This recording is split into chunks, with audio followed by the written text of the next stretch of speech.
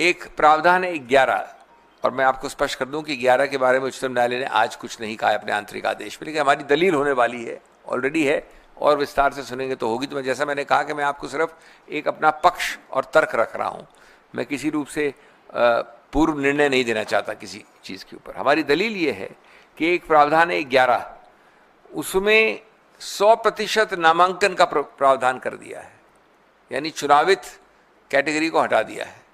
नामांकन कौन करेगा? प्रदेश सरकार।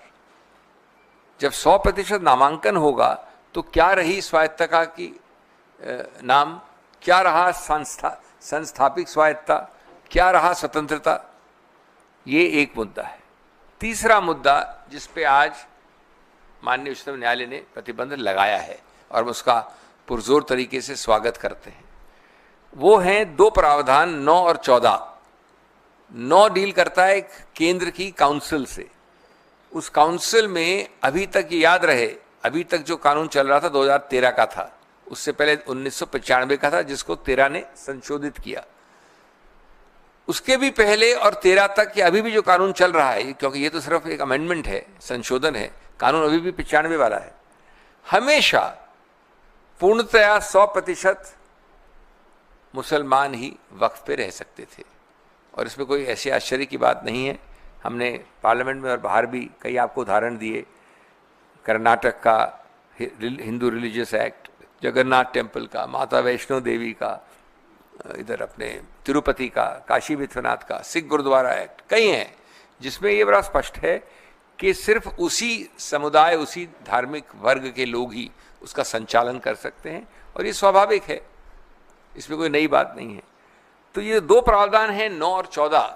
इसमें पहली बार प्रावधान ये है कि संभवतः थ्योरेटिकली जहां तक काउंसिल का सवाल है तो 12-22 में से नॉन मुस्लिम हो सकते हैं।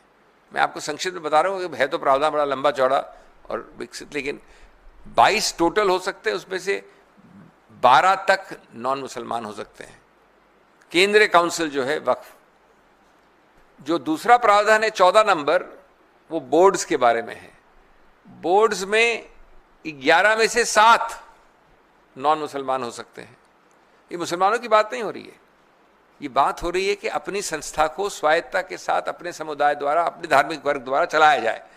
और जो पिछले 70, ये पहला जो एक्ट है वक्फ का कानून, वो 1913 में आया था, फिर 23 में आया, फिर 95 में आया, फिर 13 में फिर संशोधित हुआ 2013 में, 1913 में, 100 वर्ष से ज़्यादा पहले।